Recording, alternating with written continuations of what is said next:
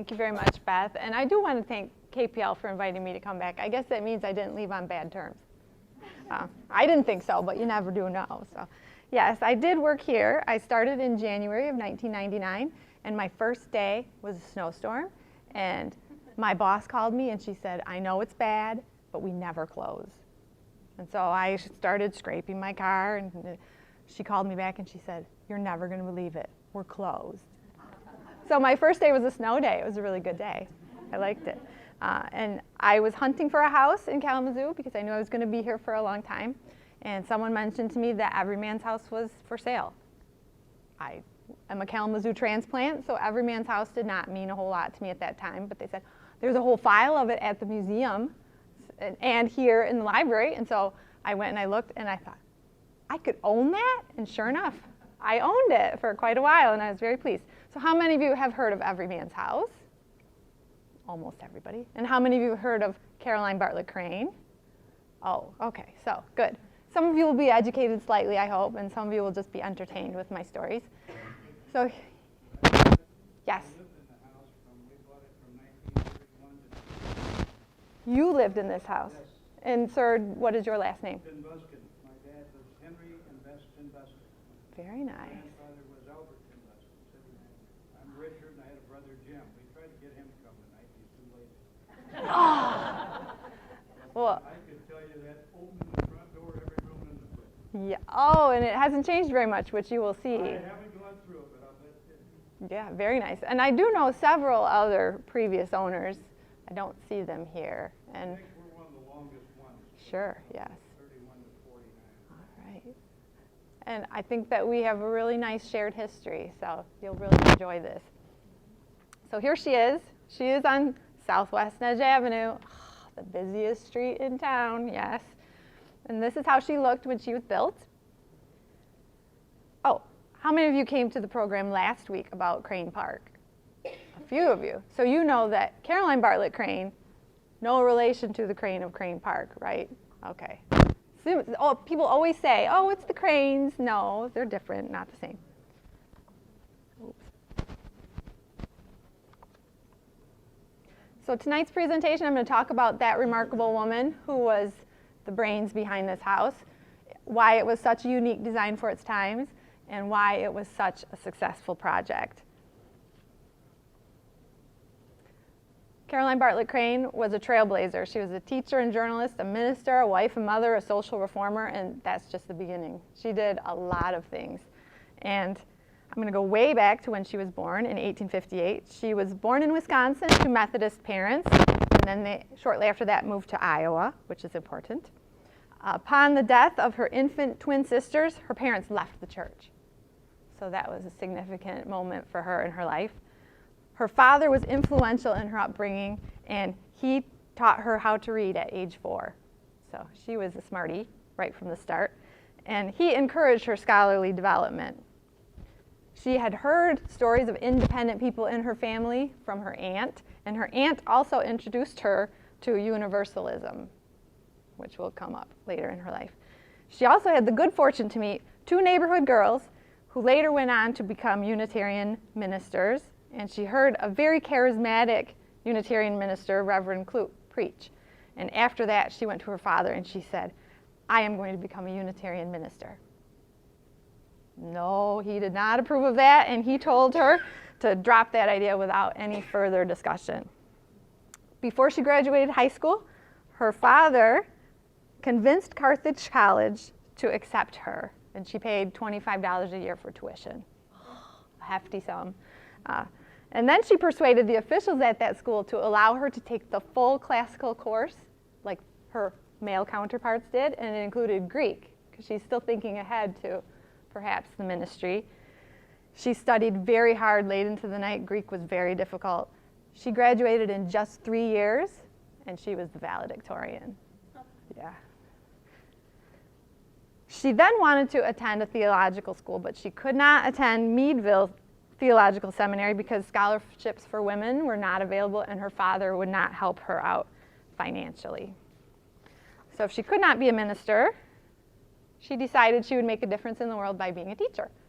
She ended up being a principal in Montrose, Iowa, And that was a little bit of a tough town. It was a riverboat town. It had older male students because they would only go to school when they weren't working.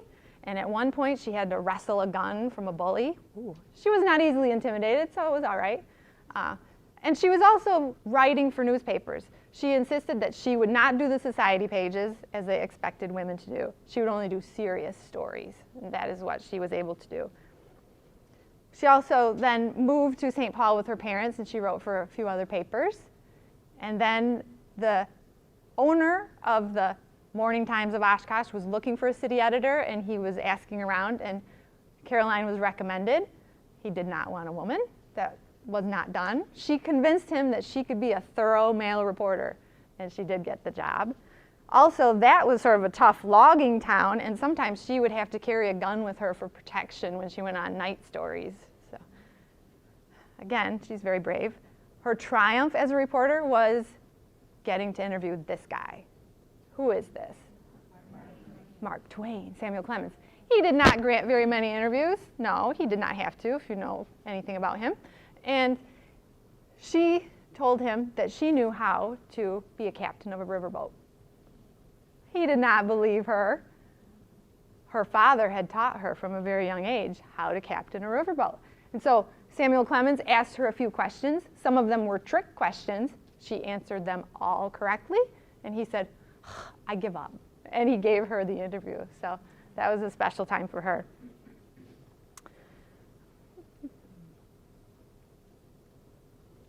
She didn't give up on her dream to be a minister. So she studied independently and she wrote sermons. And she was accepted as a candidate for ministry in 1886 in the Iowa State Unitarian Conference. Now, out west, the church was a little bit more receptive to females in power positions as opposed to the Midwest. And in 1887, she led a congregation in Sioux Falls, South Dakota. Under her leadership, that congregation grew from 70 members to 250. So she had a big impact on them. She still wanted to do more studying, but because she had such a large congregation, she had to give it up. So after 2 years of that, she decided she wanted to attend the Chicago Theological Seminary, and she had the opportunity and was called to be a minister in Kalamazoo. So she could go to school during the week and be a minister here on the weekends. You might recognize these photos. They are old, and they are from various files from around here. The First Unitarian Church is the one that called her. It was struggling at the time. Its membership was very low, and they had seen what she could do in turning around a congregation, and so she came here to do that. First thing she did, change the name of the church. She called it People's Church. She built a new building. It was less imposing. It felt more comfortable and welcoming. She thought that a church should help the whole city. It doesn't matter what creed. It's your job to help make things better. Under her leadership, more than 100 programs a month were offered, and they ranged from sewing. She would do free kindergarten classes for everyone. She would teach people how to help do their housework. She taught men how to do woodworking to keep them out of trouble. She was thinking of all different kinds of ways to improve people's lives. I love that picture of her in the middle when she first came to Kalamazoo, the girl minister in her robe that she designed herself. So she had skills in many ways. And when she was in Kalamazoo, she happened to meet Dr. Augustus Warren Crane. He was very important to Kalamazoo history also. He was an innovator in radiology. He founded Kalamazoo Radiology. He was also 10 years younger than she was.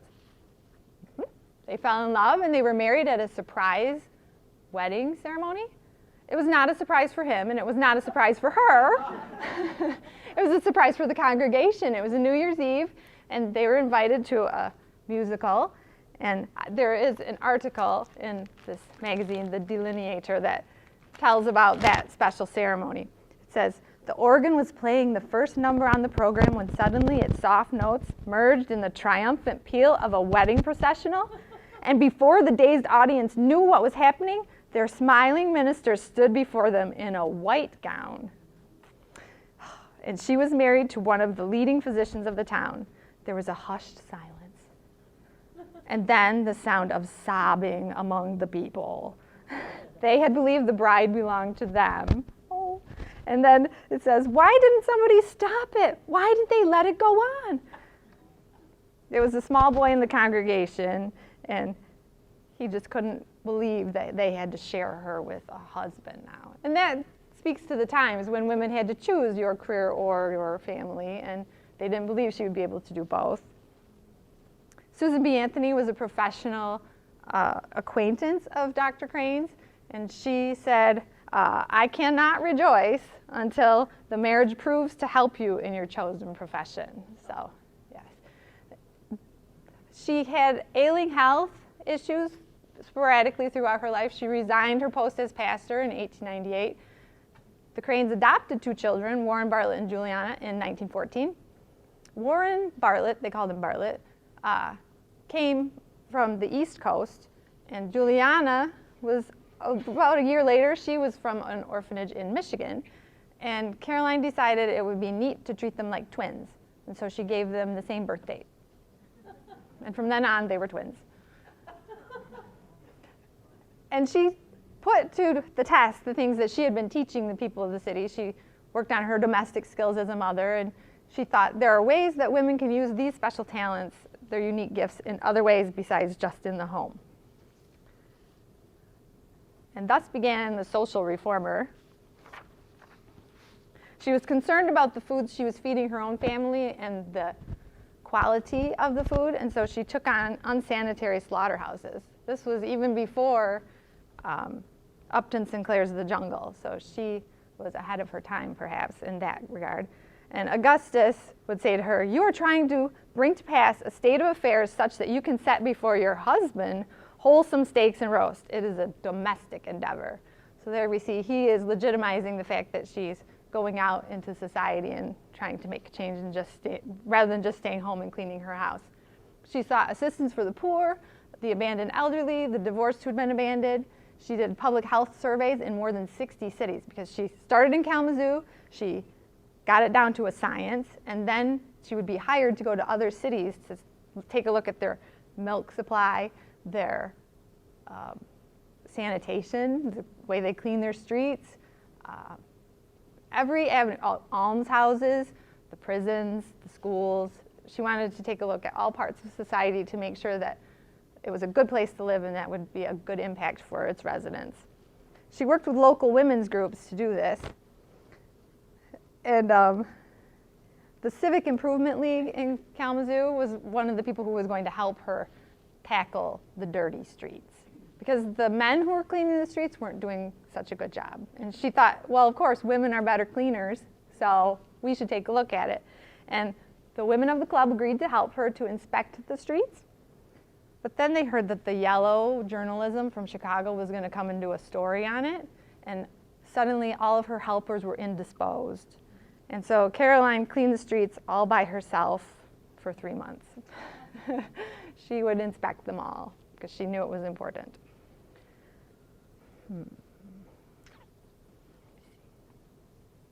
And this shows all of the different ways she was thinking about her community. There's a schoolhouse that she inspired.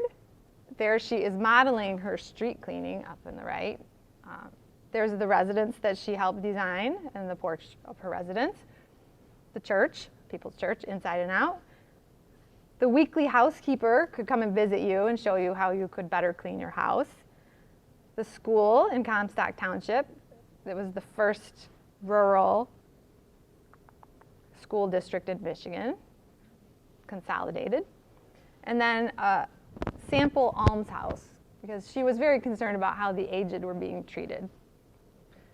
And here we see that she was very thoughtful in that she would go door to door helping people save their money. And even if you could only give her a few cents, they would take your 2 cents, invest it in the bank, and then you would have savings that would grow. And this was something that was sort of new to some people. And she also thought that it was not so good if you just gave handouts to the hobos that jumped off the train in Kalamazoo. And so there was a wood pile where they could do work, and for the work they would do, they would receive vouchers from the businesses in Kalamazoo to receive the things they needed. And so that was another one of her initiatives. The Better Homes in America movement. I think we need a musical break, so we're going to have one right now.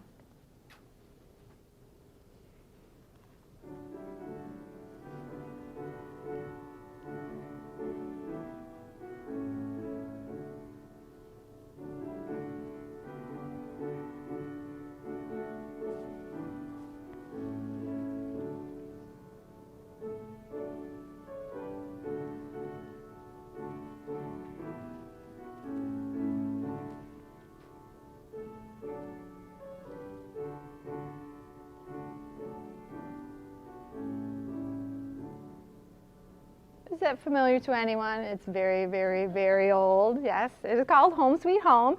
The lyrics were written by John Howard Payne in 1823. Yes, and it was very popular in America for some time. Payne was born in New York. He was cousin to Dolly Payne Madison, and another cousin of his signed the Declaration of Independence. That is his childhood home in New York. That song was a favorite of Civil War soldiers, and eventually it was forbidden from being sung or performed out in the fields because it made them homesick so much. The Lincolns had that song sung in the White House after their 12-year-old Willie had died of typhoid fever. It was the only song that they found comfort in. That song inspired the Better Homes in America movement. They thought, if you have better homes for your people will be better. And so their first Better Homes was a replica of Payne's home. And Herbert Hoover broke ground for that replica for the Better Homes campaign. And that campaign was begun by the editor of the Delineator magazine, which was published by Butterick. If you're a sewer, you know Butterick makes patterns. And this magazine has all things about households, food, fashion, health. It runs the gamut. And the editor of the Delineator, Marie Maloney, said, better homes mean better communities and a finer nation. They mean better babies, healthier families, happier people, and better times. And it was a national front that they did this. However, after the Better Homes week, the model needed to be moved. They put it on government property in DC, and it could not stay there. And so you'll see it's going past the White House and past the Washington Monument. And it was paid for, that move, by Lou Henry Hoover, who was wife to Herbert Hoover. She paid $12,000 to relocate that little house. And it became the Girl Scouts headquarters. And they learned how to cook and clean and do all things to be great female citizens. And you can see in 1940, does anyone recognize that first lady? It's Eleanor Roosevelt. Yep, she's supervising their cooking skills, and she did actually eat what they made that day. And this was participation in the National Better Homes Week, which was usually at the end of April.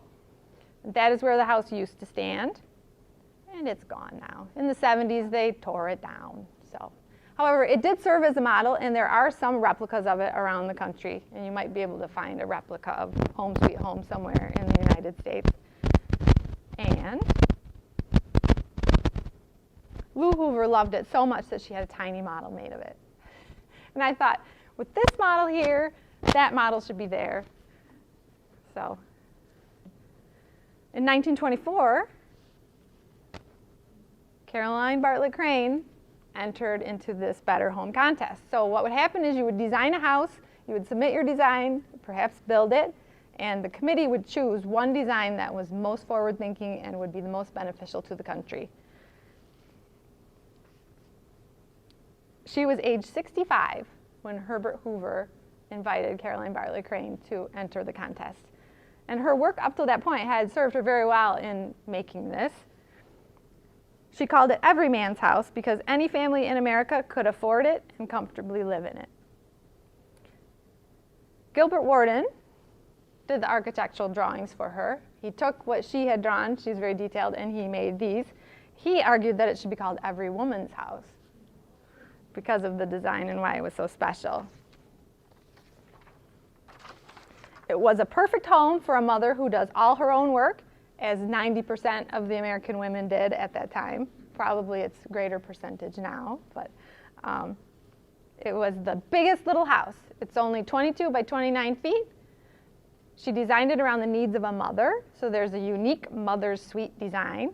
She did away with hallways because they're wasted space.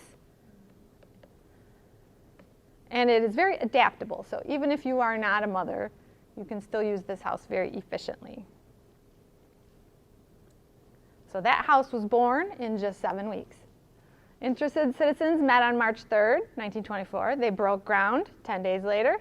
The cornerstone was laid March 24th, and the keys to open that door were delivered on May 12th. It was truly a product of magical cooperation with the public-spirited businessmen of Kalamazoo. The Realtors Association donated its services, a plumber, a landscape artist, interior decorators. Even the school children brought in topsoil wagons and planted flowers. The library furnished books. The only thing that they paid for right out front was a $25 water permit. All the other materials were either donated or they put off the cost until after the house would be sold. Later on, Dr. Crane said, I should have asked for that water permit. So there they are laying the cornerstone. Dr. Crane with the children, City Commissioner William Shakespeare Jr. and Mrs. A.J. Mills.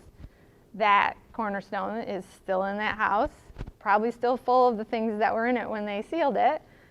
According to accounts, in that stone are Hoover's letter that authorized the work, a copy of the contest guidebook. So this Better Homes in America was a serious business.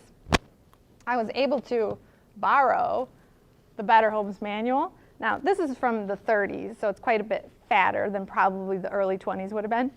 But it covers everything from where you should put your house to which direction it should be, the materials you should use, what you should consider in everything about your home.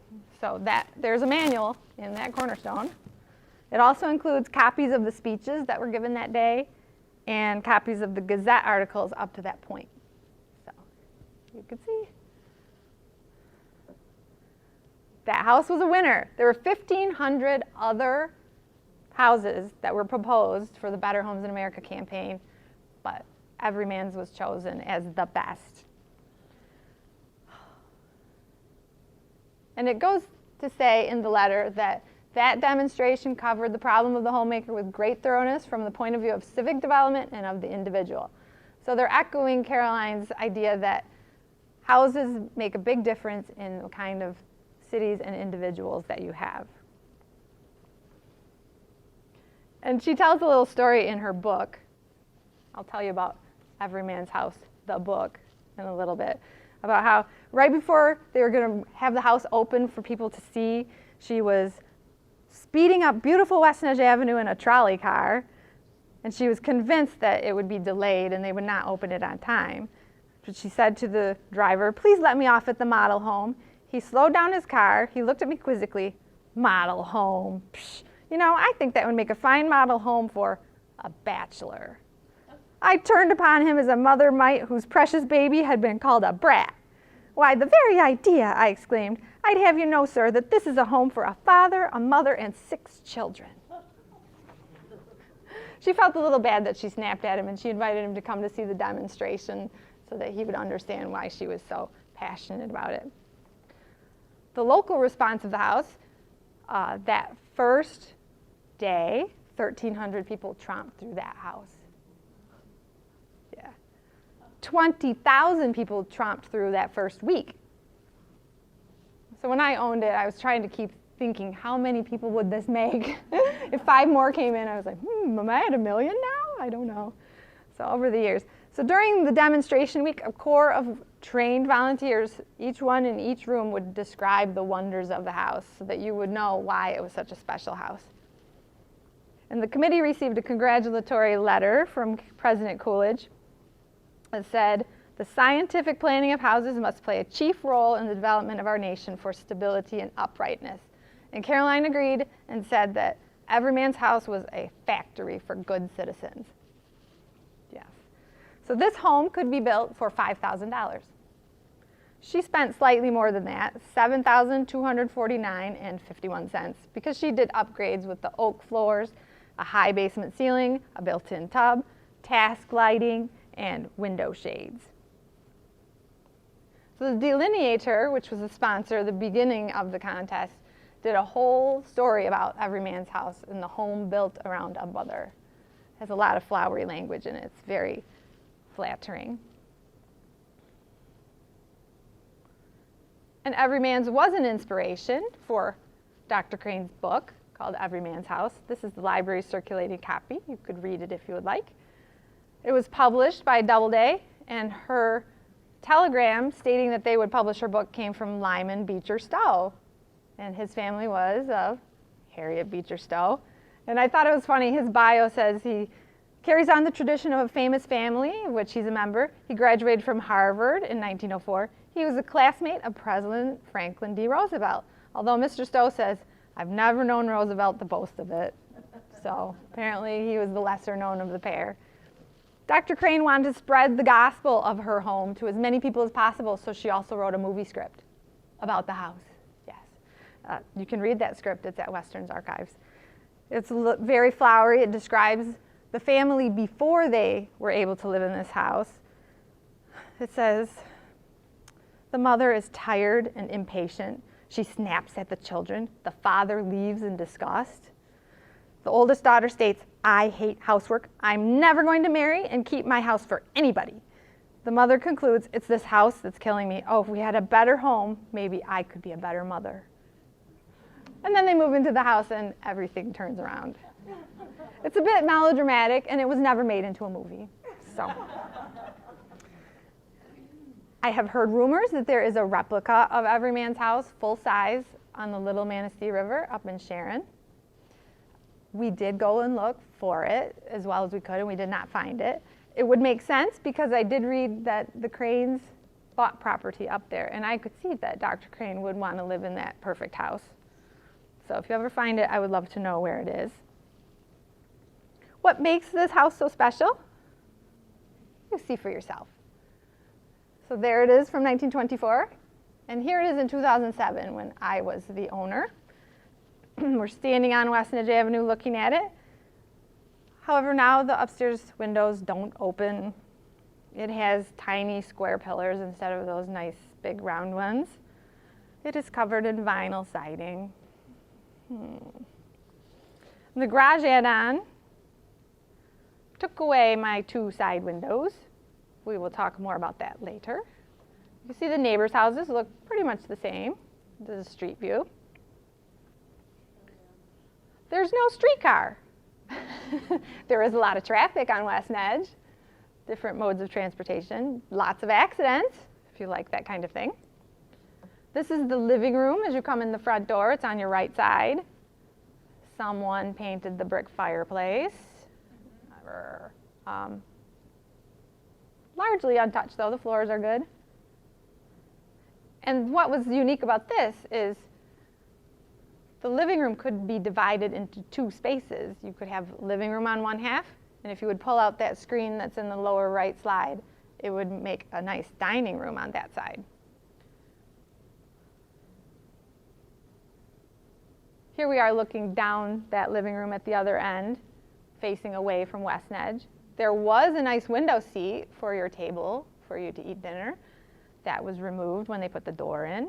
And you can see the difference from the windows missing on the right-hand side there. There's the Everyman family enjoying their dinner. Talking about losing the windows in the living room and the adaptability of that little house. In the book, Caroline says, I imagine the first addition likely to be made to Everyman's house will be a garage. Hence, I want to indicate a particularly good place for it. The people who put the garage on did not read the book because they put it on the wrong side. It's supposed to be the opposite side set back, and they put it right where those windows are. Here's the kitchen facing west. What was unique about the kitchen is that she raised the sink to 33 inches. Standard was 30 inches, but she wanted to fit a stool with front legs that were ½ inch shorter so you would have proper posture as you did your dishes. And she also wanted a window for you to be able to gaze out as you were doing those dishes. Because she says at the conclusion of dinner, one must still deal with that dreadful, dreary, stupid anticlimax, the dishes. Yes. So this might make dishes less horrible, maybe. And in the Delineator magazine of 1925 about the house, there was a comment from a woman that said, I hope all the women who work themselves to death unnecessarily will have a kitchen like this when they get to heaven. Yeah. The kitchen was also innovative because it had a pass-through. You could go straight from the kitchen through that little cupboard into the dining room on the other side. So your food was still hot right from the oven. It would save you all those steps of going around through the door. Also, when you had to pick up the dishes, you could just shoot them through that window, and it would save you a lot of time and effort. This is the other side of the kitchen. That's where the garage should be coming in and where you would set your groceries and your food items that you brought in with you. We added a dishwasher, well, so we didn't have to do those horrible dishes ourselves, and a refrigerator so we could not fit a table any longer. And we lost the laundry chute that went from the second floor to the basement when they remodeled. Here's the bathroom, which was part of that mother's suite that was so special. It's right off the kitchen, but it also has a doorway to the other room. It is just 5 by 6 feet, so it is a small bathroom. When they remodeled, they covered up the window in the tub, so there's no window in the bathroom anymore. There is no more door to the dining room. The picture that is from 1924 is us in the dining room looking into the bathroom. I couldn't replicate that because that wall is there now, so that's why it's sort of a tight picture. And the tub was innovative too, because it's not a claw foot anymore as it used to be. It's set squarely upon the floor, doing away with the too common necessity for the housewife to qualify as a contortionist at cleaning time. So you didn't have to clean under the tub anymore with that kind. And here is the other part of the mother's suite. There she shows it as a baby's room with the mother, and you could slide the baby's bed across the mother's bed. And it makes much more sense if you have a young child and you're doing all your work downstairs, that you wouldn't have to run upstairs to check on the baby throughout the day as they took their nap or whatever. You could just pop in on them and then continue at your work. And if the phone would ring, you could get it right there. And if you did not have an infant, you could turn it into a full-time dining room. Or if you had an aged parent who couldn't make steps, you could use it for that. So it was a very adaptable house for all different kinds of people. Here's the one and only hallway. Well, there is one that goes down to the basement directly below this, but there's no hallway. It's just a stairway straight up, and it dumps you into either your half bath straight ahead or a bedroom on either side. This is the bedroom on the left side. Could easily fit 2 boys. The bedroom on the right side could easily fit 2 girls. So yes, you could get 4 kids in there. And in the book, she talks about what does every woman want in a house? What is so important? Storage and closets. And Everyman's has a lot of storage and closets, which was unique for the 20s. I live in a different 20s house now, and it's the opposite of that. She also talked about the basement. There's more storage. It has nice tall ceilings. There was a shower down there for the boys if they were dirty from playing outside, or the father had golfed and was sweaty, he could shower in the basement. Here we are looking out the back window over the sink into the backyard. It's changed a little bit. And while I was living there, it was so strange. My backyard was overrun with wildlife. I had groundhogs and chipmunks and squirrels and skunks and raccoons and bats.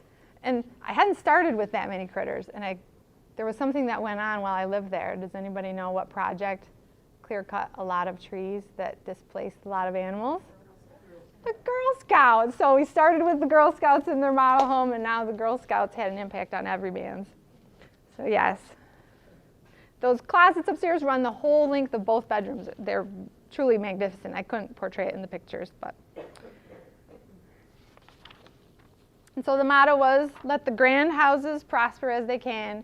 We sing the little house of every man. After that project, Crane remained very active in the community. She organized the Women's Auxiliary of the Michigan State Medical Society. She became the first VP of the Michigan Housing Association, because housing was really one of her focuses. She was appointed to the Mayor's Committee on Unemployment in Kalamazoo. She proposed Kalamazoo Penal Farm Site because the aging jail needed to be replaced, and she thought minor offenders could be sent to the farm to do hard labor. That did not happen. She was named chairman of the Michigan Association for Old Age Security. And on May 17th, 1934, she was honored with an appreciation dinner at People's Church. How many of you have seen this sculpture? Does it look familiar? It's here in this building. It's hanging on the wall in local history. Her friends made that for her. And it reads citizen, minister, scholar. And she really was all of those things and more. Her children, she was a little nervous about them, but they did turn out all right. Juliana became an x-ray technician in her father's office. Bartlett graduated with a medical degree, and he became a physician here in Kalamazoo. Sadly, Caroline died at her home on Hillcrest Avenue on March 24th, 1935, at the age of 76. That was 11 years to the day after the Everyman's cornerstone ceremony. The irony is, she could not sleep that night, and she got up to go read down in her study. She was going down the stairs and had either a stroke or heart attack and fell and died. So if she had followed her own advice about only going down the stairs once in the morning, perhaps it might have turned out differently for her, but no. Her husband, Augustus, died 2 years later in 1937. They truly were good partners. I was reading over some of their letters that they shared. You can also see them at the archives. And he claimed that he had done 2 things well in his life. He had married the best woman in the world, and he'd taken the best x-rays. I'm glad he said them in that order, so that's good. So they are at Mountain Home Cemetery on West Main. You can see them there. And the legacy of Dr. Crane continues. She was inducted into the Michigan Women's Hall of Fame in 1985. The Kalamazoo Valley Museum had an exhibit about her, talking about all her achievements that accompanied this little house here. Before, when you were at the museum, you would pick this up, and a woman pretending to be Dr. Crane would tell you all of her stories. And her contributions to social activities, housing, all different kinds of things can still be read about today, and she's cited in lots of current books. So I thought I would share with you some present-day photos of Everyman's house. Hasn't changed a whole lot, maybe the paint color. How did I get these pictures? I did not break into the house. I don't still have a key. The current state of Everyman's house is that it is for sale. The people that I sold it to. Now, why would I sell that house? Why would I leave Kalamazoo? I did it to join the love of my life.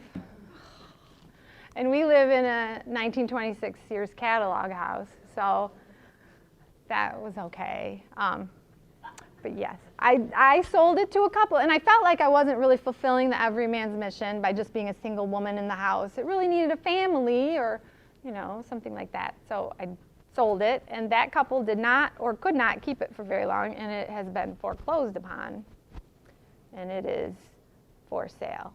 And I think today was the deadline for bids to be submitted for the first round of HUD housing. So it might have a new owner. I don't know. It's pending. Okay.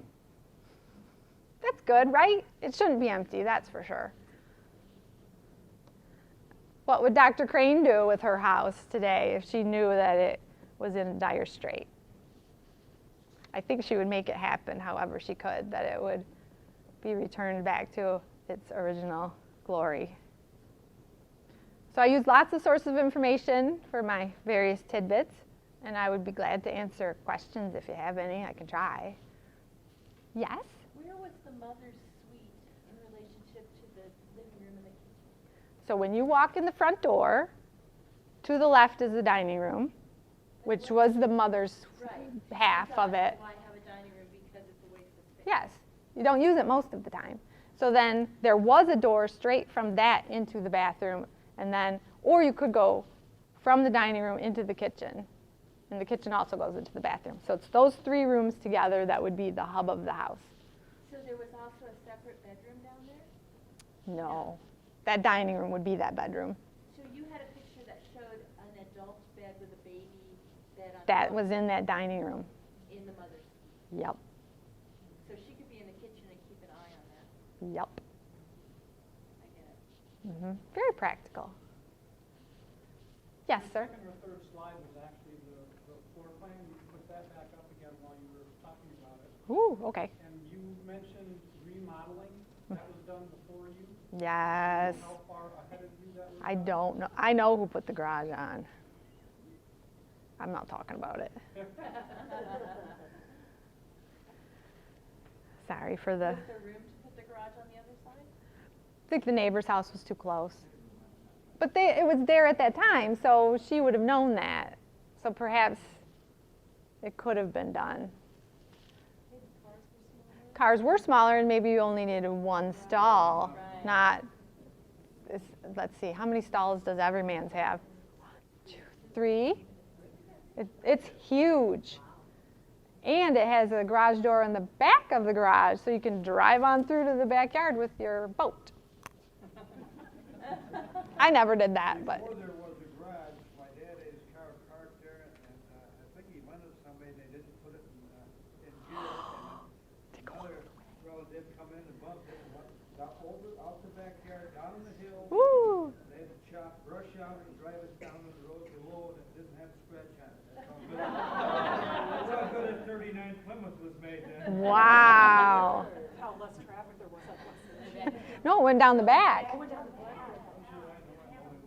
There are a lot of trees that would stop your vehicle from going all the way to the other side. Oh, so let's see. It's sort of blurry, sorry. So you see, yes. Oh, and she even said that if you turn into just yourself, for whatever reason, your children grow up and leave, you could turn half of your house into a rental, and the only part you would share would be that front vestibule. So yeah. So can you say what's what on this first floor? Sure.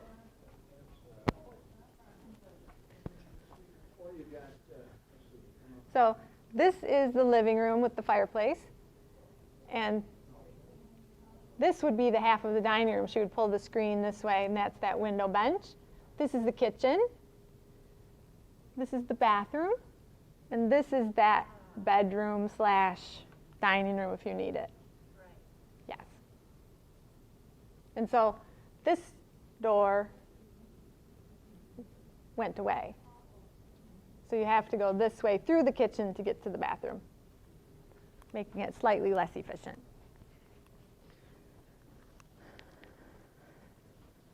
Yes? Oh, the closets. Back? Okay, yeah, so there those closets are. This is the teeny half bath. This is a closet. This is a closet. This is a closet. This is a closet. And this is one too, and this is how you get up in the attic through that.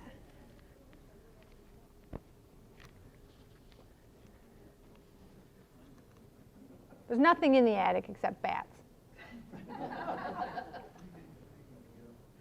Yes.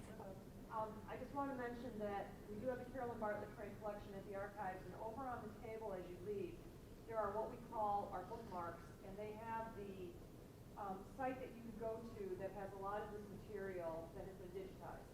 So if you're interested in getting any further information about the house or seeing some of these documents a little more closely, make sure you take one of the bookmarks. Yes, the whole book has been digitized, so you can read all about Everyman's house. And when I did own the house, the Gazette did a story about the house and that I owned it, and it had an inaccuracy in the story that said when I found out that a copy of the book went with the house, I bought the house without seeing it. It's a nice story, yes, that a librarian would buy a book that came with a house. I'm not that ridiculous, but I'm a little sad because what came with the house to me were a lot of original documents, including a copy of the book. And I left them with the house because I thought that was the right thing to do. Oh, and now they're not. Yes. I do know. I have tried to find my very own copy of the book. But then you got it from the previous owner. So Correct. there was this tradition. Yes. It was a tradition that you leave what came with the house when you go.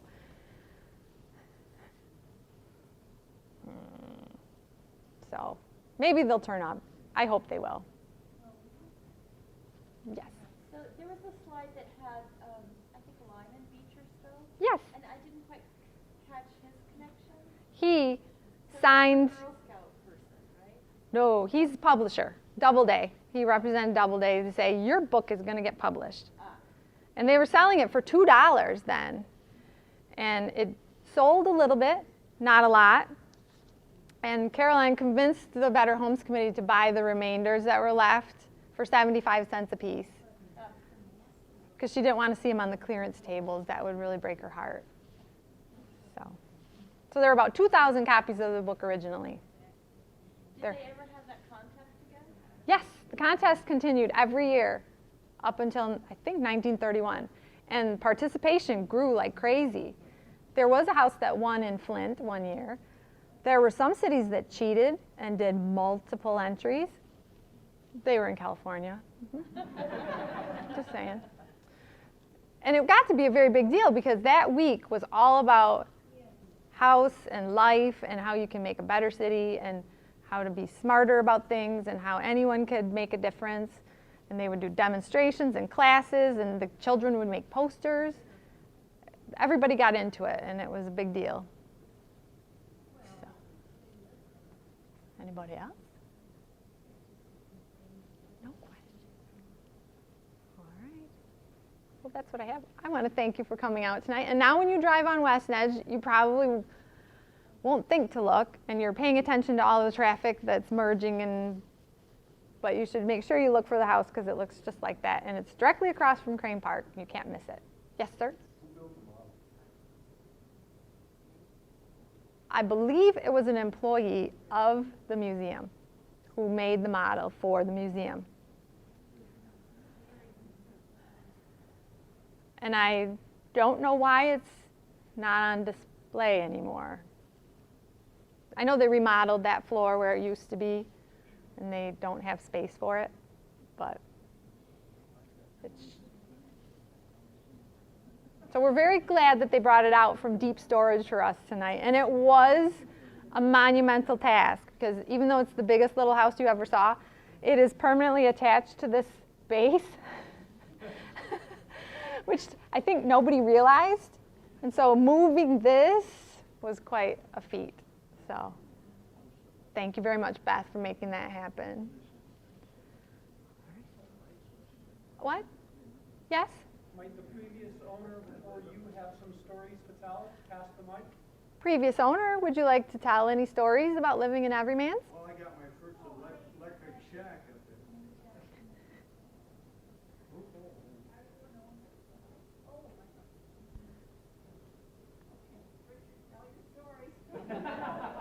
Well, I got my first electrical shack up in our bedroom. My brother said, and the one in closets, he said that electric doesn't bother me. I didn't know you had to finger about halfway to switch. So being the younger brother, 5 years younger, I rammed my finger in there. I kind of lit up. I'm afraid you can't blame the house for that. That's on you, sir. I'd like to ask you a question. When your family owned it, it was not long after it had been constructed. Did Carolyn Bartlett Crane, do you remember her ever coming by or your parents ever saying I about don't her? know. I was born in 39, so Okay. at 49, I'd have been, my brother was 34, he was born in. But I don't remember. The book is dated June 26, 1920. And when did your family move into the house? 1931 we bought it. Okay. We stayed until 49. Okay. My dad had a lot of stuff too that, on the house. Well, it says 1930.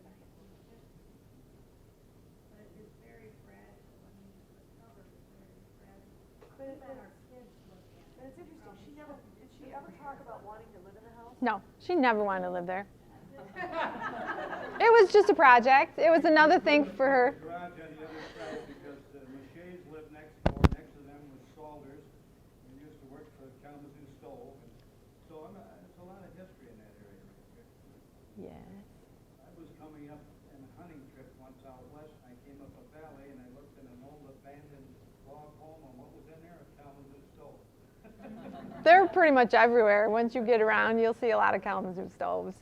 Larry Maskey has a book too, an article about Everyman's home. If you're a fan of Larry Maskey, White Pine Whispers. Yep, I have that book. That one's not so rare. You can get it. Didn't look quite like yours. No? It was a little change, you know? Yes. Function just the same, probably. Well, yeah, my mother was a good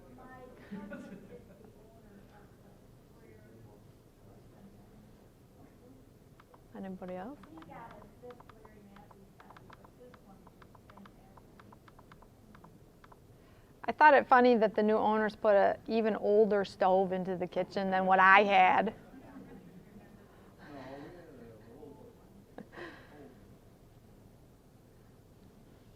So I really look forward to seeing what happens with Everyman's, and I hope it's all good. So. Aw, thank you.